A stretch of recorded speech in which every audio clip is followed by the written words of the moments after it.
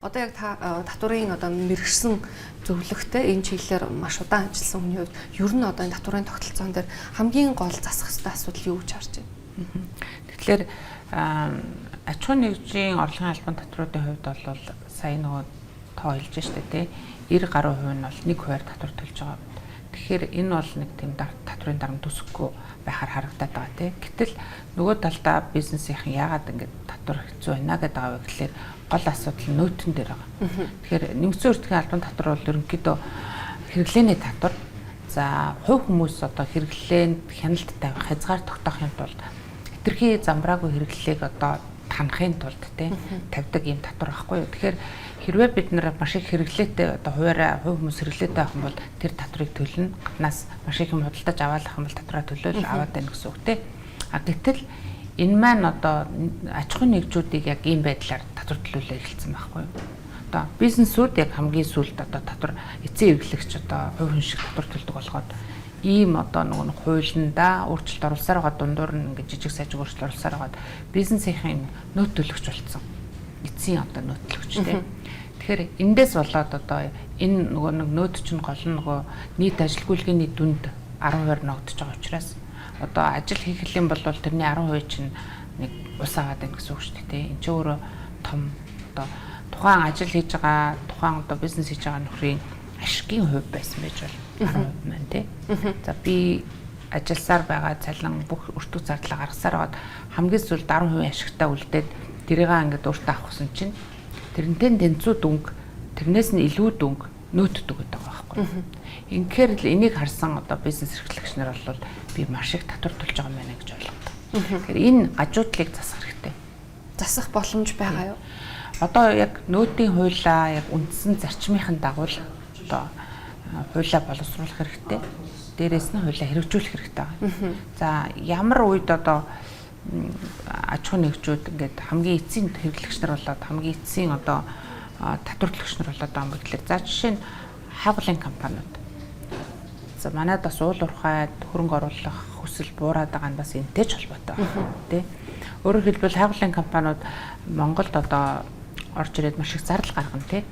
Өрөмдлөг хийн. Энэ болгон дээр нь 10% татвар байгаа байхгүй юу?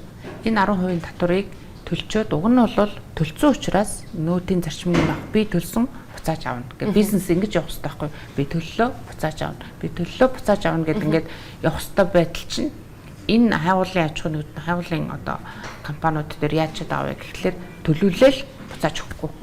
Та бүхний харж байгаагаар нийгмийн даатгалын шимтгэл дээр ямар өөрчлөлт оруулах шаардлагатай юм? Ер нь бол бас дахиад нөгөө нэг нийт ажил гүйлгээний үнийн дүнгээс авдаг татврын нэг бол одоо бас нийгмийн даатгал тий. За нийгмийн даатгалын шимтгэл бол одоо бид нар энэ бол татвар бишээ гэдэгтэй ихтэл одоо бол татвар л болчиход байгаа байхгүй юу?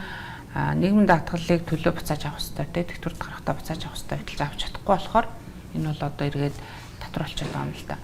Тэгэхээр одоо нийт цалингийн дүнгээс одоо 12%-аар ажил олгогч төлөөд тэгээд бас хувь хүн маань өөрөө бас 10-11%-аар ингээд төлөөд нийтдээ одоо 23-4%-аар татвар төлөөд байгаа байхгүй юу. Тэгэхээр би цалингаа хүмүүстэй одоо арай жоох илүү цалин өгье гэж бодох тоолонд тэрэн дээр би одоо 20% нэмж дандаа төлөвлөх хэрэгтэй, нэмж тийм мөнгө босгох хэрэгтэй болчиход байгаа байхгүй юу. За тэгэхээр ингээд нөгөө нийт гүйлгээнээс нь татвар аваад ахлаар аж ахуй нэгжийн одоо бизнес эрхэлж байгаа хүнийх нь өөрт нь үлдэх ашиг ингээ буураад тий орлогосоо зарлыг хасаад үлдэж байгаа цаана юм байхгүй. Ажиллаалаад юм байхгүй. Тэгэхээр чинь ингээд ямар ч бизнес эрхлэгч хүн өчтөр юу болоод байна тий. Тэгэд ингээд яриад байгаа байхгүй юу. Яагаад бас ийм байгаад байгаа юм. Тэгэхээр манай зах зээл өөрөө жижигхэн байна. Дээрээс нь манай зах зээл маш өрсөлдөөнтэй байна. Тэгээ жижигхэн зах зээл дээр амар олон одоо жижиг хуваарь эрхлэгч аж ахуй нэгжүүд ингээд үйл ажиллагаагаа явуулаад байж байгаа тохиолдолд бие биенээсээ одоо өрсөлдөж бараагаа борлуулахын тулд тий маш их бага үнээр зарж байгаа тийм өрсөлдөөнтэй юм зах зээл дээр яах аргагүй ашигын маржин өөрөө маш бага байгаад байна л да. Энэ ашигын маржин бага байгаа ийм одоо үнийн хэд мэдрэх зах зээл дээр ажиллаж байгаа тохиолдолд нөөт үлээ харахгүй давтал 25 оны хувьд бол инфляц за Монголын анхны зорилтоор нэг 6-8% одоо интервал байх боломжтой гэсэн юм тооцооллыг танилцуулсан. Гэхдээ олон улсын байгууллагуудын зүгээс бол энэ интервалд хүрэх боломжгүй. За ерөнхийдөө бол нэг орондоо тоондоо хадгалагдвал энэ нь одоо хамгийн боломжит одоо хувилбар байх болно гэсэн юм үзүүлэлтийг ярьж байна. Тэгэхээр аж ахуйн нэгжүүдийн хувьд бол инфляцийн одоо өсөлтийг тооцоолно те. Дээрээс нь бусад одоо зардлуудаа тооцоолно.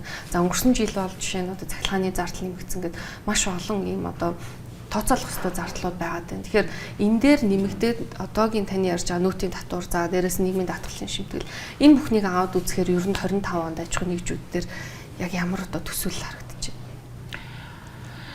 Ер нь бид нар бас нэг асуудал биднэрт бас хамгийн одоо биднээс хамаарахгүй нэг асуудал байгаад байдаг байхгүй юу?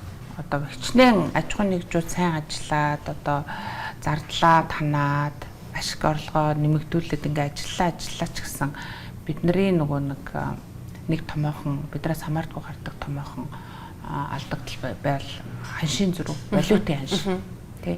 Тэгэхээр одоо энэ ихэнх аж ахуйн нэгжүүд маань худалдаа одоо эрхэлдэг гэж бодоход өөрсдөөс нь хамаарахгүйгээр байнга ингээд нөгөө авдаг барааных нь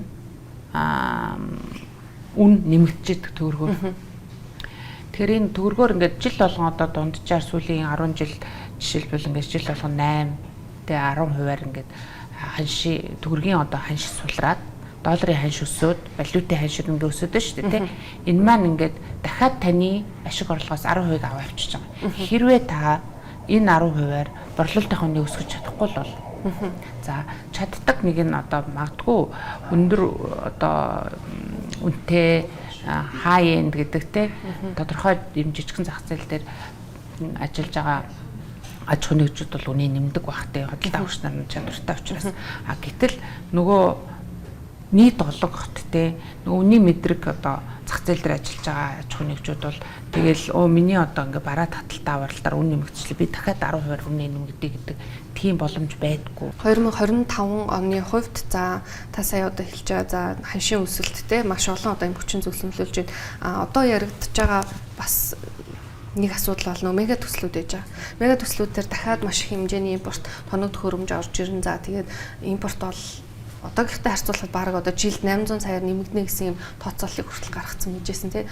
Тэгэхээр засгийн газар бол хэрэгжүүлж байгаа төслүүд дээрээ татвараасаа бол хөнгөлцдөг. Гэтэл бизнесүүд яг одоо энэ чиглэлийн бизнес одоо юу гэдэг төсөл хэрэгжүүлэх гэхээр татвартай аваад идэх. Тэгэхээр энэ хоёрын хоорондох нөхцөл байдлыг та хэр тэнцвэртэй шудраг гэж харж байна. Тэр яг одоо ийм тэнцвэргүй байдал байгаа. Томоохон одоо олон улсын банк санхүүгийн зээл тусламжаар эсвэл одоо засгийн газар хоорондын хэлцээрээр хэрэгжүүлээд байгаа төслүүд дээр бол татвараас чөлөөлөгддөг тийм. Түрүүний миний ярьсан одоо өөрөөр хэлбэл засгийн газрууд ч юм олон улсын байгууллагууд энэ мөнгийг өгтөө бид нар Монголын татварыг төлөхгүй шүү. Татварт зориулж өгч байгаа мөнгө биш шүү гэж хинч гэсэн одоо нөхцлөө тавьж байгаа байхгүй. Тэгэхээр тэр учраас татварт явдаг. Гэтэл хувийн хвшилтээр болохоор хөрөнгө оруулалт татаад эсвэл одоо банкудаас зээл аваад одоо үйлдвэр ингээд барьж байгуулах хөрөнгө оруулалт хийхэд тэрэн дээр нөгөө нэг тийм татваргүй байх одоо тийм боломж байхгүй татвар хуулиараа тэр татваруудыг төлөө явж байгаа байхгүй. Тэгэхээр үнэхээр өрсөлдөх чадвар одоо төрийн барьж байгуулж байгаа одоо төслүүд хувийн хвшлийн барьж байгуулж байгаа төслүүд хоорондоо өрсөлдөх чадвар айгүй буурч байгаа энэ дүнгээр. Ямар дүнгээр буурд юм бэ гэд баг хэлэхлээр одоо гаднаас тоног төхөөрөмж оруулж ирэх юм бол гайл дээр одоо 5.5. За заримдаа тоног төхөөрөмжүүд бол чөлөөлөгддөг тий. За тэгээд нөөт төлдөг тий. Энд чинь дандаа нөгөө нэг ингээд төсөл эхлэхээс өмнө төлдөг мөнгнүүд байхгүй тий. Гайл дээр орж ирж байгаа эхний тоног төхөөрөмжөөс шууд 15.5% төлөө явчихдаг тий. Тэг би нэг одоо нэг сая долларын тоног төхөөрөмж оруулж байгаа бол би сая 115 мянган долларыг шууд тэгэл карманаас одоо төлөхөөс өөр замгүй нөгөө нэг зээлийн мөнгнөөс өгөхөөс өөр замгүй эсвэл нөгөө олж ирсэн хөрөнгө оруулалтын мөнгнөөс өгөхөөс өөр замгүй те ийм л хувийн хвшлүүд бол ийм байдалд орчод байгаа байхгүй. Тэг буцаагаад 10% тэр нөтийг нь авах хэрэгтэй уг нь одоо сарын дотор л авах хэрэгтэй байхгүй. Ер нь бол баг улирлын дотор аавна энэ төр гээд хуулийн заалт нь өөрөө уг нь тийм юм хэлэхгүй. Гэтэл ерөөсөө дотроо албананд хэрвээ гайлд одоо мөнгө орсон л бол тэгэл тэр буцаж олдохгүй байхгүй. Административны хувьд бол нөгөө хуулиа хэрэгжүүлдэг. одоо гайл татврын байгууллагууд маань яг хэрэгжүүлэх ёстой хуулиар ерөөсөө хэрэгжүүлдэггүй. Маш олон процесстой тэгэл алга болчихдог тийм. Тэгээ одоо авах ёстой мөнгө авч чадахгүй компаниуд зөндөө байгаа. Илүү төлсөн татвар авч чадахгүй компаниуд зөндөө байна тийм. За тэгээ яг дараагийн өөр татвар суудгаа харах механизм хэрэгэлдэг. Гэхдээ энэ маань эргэл яг ингээд компаниудыг мөнгөний хомсолд оруулаад байгаа байхгүй юу? За дээрэс нь нөгөө тоног төхөөрөмж оруулж ирээд суйрлуулах инженер техникийн одоо үйлчлэгээний зардлууд. За магадгүй тэр үйлдвэрээ барихаас өмнөх одоо feasibility study техник эдийн засгийн үндэслэлийн одоо консалтантуудыг оруулж ир төлбөр төлөх. Энэ бүхэн дээр 30% татвар ногдож байна.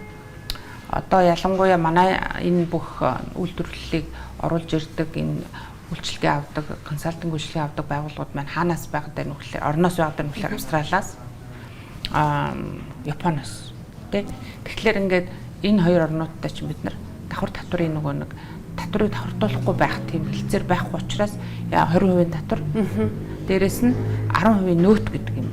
Ингээд нийтдээ 30% татвар төлөөд тэгээд ингээд $100,000 тоног хөрөмж худалдаж авсан гэсэн чинь $140-50,000 болж орж ирээд тэгээд тэрнээс нь бид нар татврыг аваад ингээд өгч байгаа байхгүй юу?